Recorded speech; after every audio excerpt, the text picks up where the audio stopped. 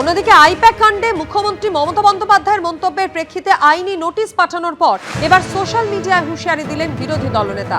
Social মিডিয়ায় মুখ্যমন্ত্রীর উদ্দেশ্যে হুঁশিয়ারি দিয়েছেন শুভেন্দু অধিকারী।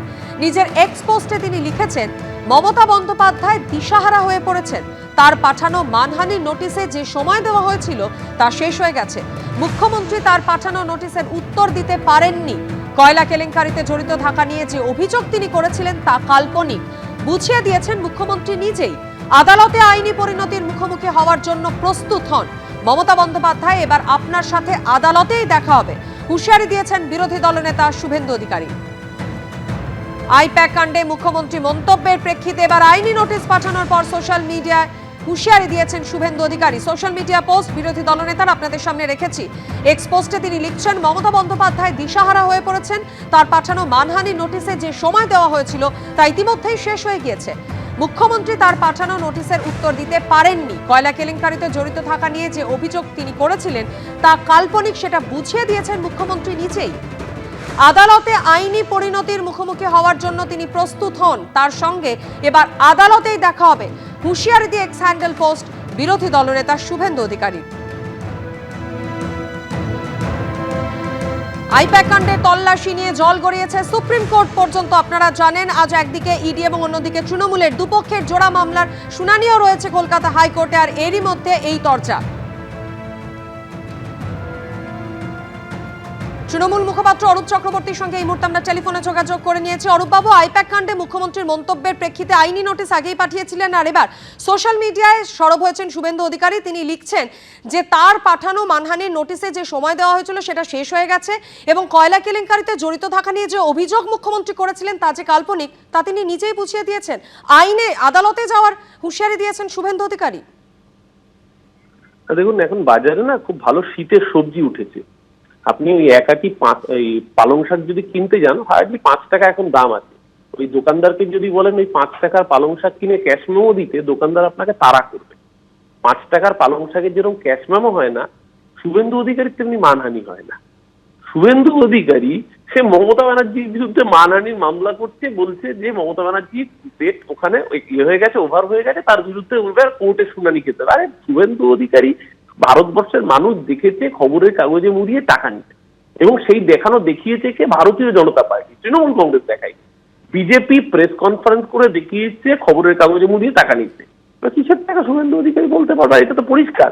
যারা অমিত শাহকে এয়ারপোর্টে রিসিভ করার জন্য কয়লা মাফিয়াকে অথরাইজ করে তাদের পার্টির লেটার হেডে নাম লিখে পাঠায়, তো সে কয়লা মাফিয়াদের মদতদাতা নয় তো কি?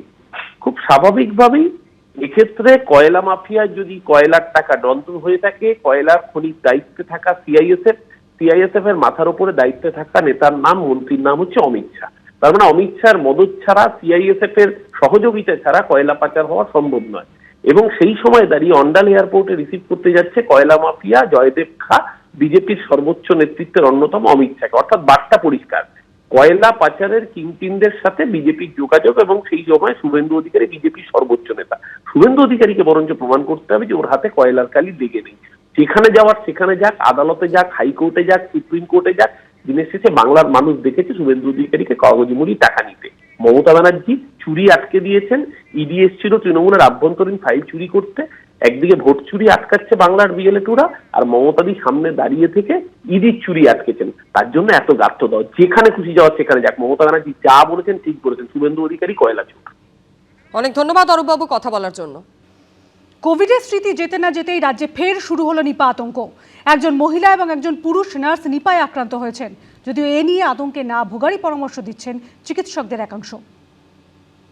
কোভিডের ভয়াবহ ছবি এখন স্মৃতিতে টাটকা। এরই মধ্যে রাজ্যে ফের ভয় ধরাচ্ছে নিপা ভাইরাসের সংক্রমণ। ইতিমধ্যে রাজ্যে এই ভাইরাসে সংক্রমিত হয়েছেন দুজন, একজন পুরুষ নার্স এবং একজন মহিলা নার্স। নিপা ভাইরাসে আক্রান্ত সন্দেহে দুজন নার্সকে আগেই বারাসাতের নারায়ণা হাসপাতালে ভর্তি করা হয়েছিল। দুজনেই পজিটিভ বলে জানিয়ে দিল পুনের ন্যাশনাল ইনস্টিটিউট অফ ভাইরোলজি বা এনআইভি। হাসপাতাল সূত্রে খবর, মহিলা নার্স এখনো কোমায়, তাকে ভেন্টিলেশনে রাখা হয়েছে। চিকিৎসকরা জানিয়েছেন আক্রান্তের রক্ত চলাচল আপাতত স্বাভাবিক রয়েছে, যাকে মেডিকেলের ভাষায় হোমোডাইনামিক স্টেবিলিটি বলা হয়। সূত্রের খবর, রিবাশিওর নামে একটি অ্যান্টিভাইরাল ওষুধও প্রয়োগ করা হচ্ছে তার শরীরে। নিপা আক্রান্ত শারীরিক অবস্থার এরকম অবনতি দেখে উদ্বিগ্ন অনেকেই। এর একটা বোধ বুদ্ধি আছে, সেটা আমাদের ব্রেনের ওপর যে একটা ফাইন লেয়ার আছে যেটাকে মেনিনজিস বলা হয়, সেই মেনিনজাইটিস বা মেনিনজিসটাকে ইনভলভ করে, সেখান থেকে ব্রেনেও সেই ইনফেকশনটা ছড়িয়ে পড়ে এবং that is a serious condition. কোনো রকম জ্বর উইথ সেরিব্রাল ইরিটেশন হলে তাড়াতাড়ি ডাক্তারদের কাছে দেখাবেন। নারায়ণা হাসপাতালে ভর্তি একজন পুরুষ নার্সেরও রিপোর্ট পজিটিভ এসেছে। তিনি নন ইনভেসিভ ভেন্টিলেশনে রয়েছেন। যখন আসি আমরা ওই করছি একটু মানে ঘুমিয়েছিল কি খাবার দিয়েছে খেয়ে দিয়ে, তারপরে আমরা যখন যাই ডাব খাওয়াচ্ছে, তারপর বলে তোর বাবা মা আসছে দেখ প্রচুর ঘুমা রে।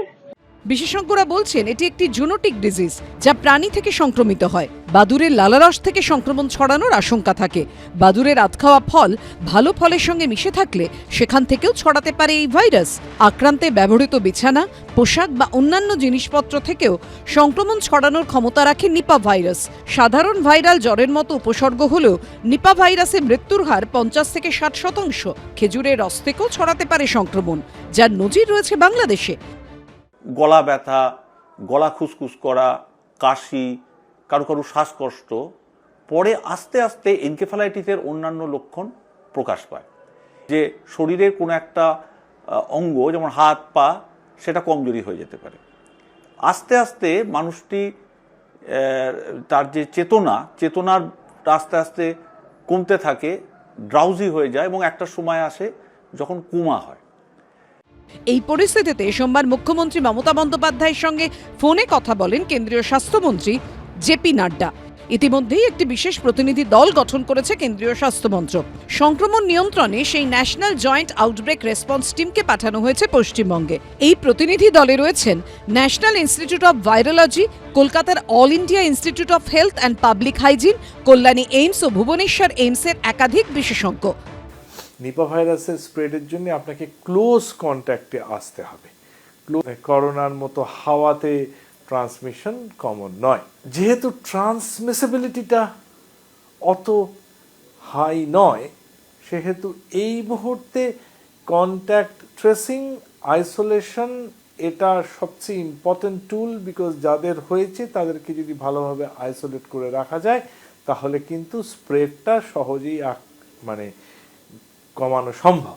যারা নিপা ভাইরাসে আক্রান্ত হয় তাদের মৃত্যু হার প্রচন্ড বেশি, অ্যাভারেজ 40 থেকে 100%। তাহলে সেটা তো ভীষণ ভয়। এবার এটা ট্রান্সমিশন কি করে হয় আমি বাংলার ক্ষেত্রেই বলি। বাদুড়রা থাকে, বাদুড়ের লালার রস থেকে এই ট্রান্সমিশনটা হয়। যখন আপনারা ফল খাবেন ভালোভাবে ধুয়ে খাবেন এবং যদি ফলে কোনো স্ক্র্যাচ মার্ক দেখেন সে ফলটা অ্যাভয়েড করুন।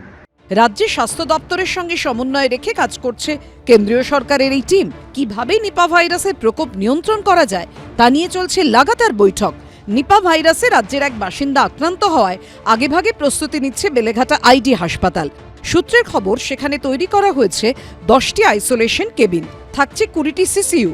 মোট 63টা বেড মিলিয়ে পরিকাঠামো প্রস্তুত রাখা হয়েছে একটি ব্লকে। ঝিলম করঞ্জাই ও সন্দীপ সরকারের রিপোর্ট, এবিপি আনন্দ, কলকাতা। এবিপি আনন্দ, এগিয়ে থাকে, এগিয়ে রাখে।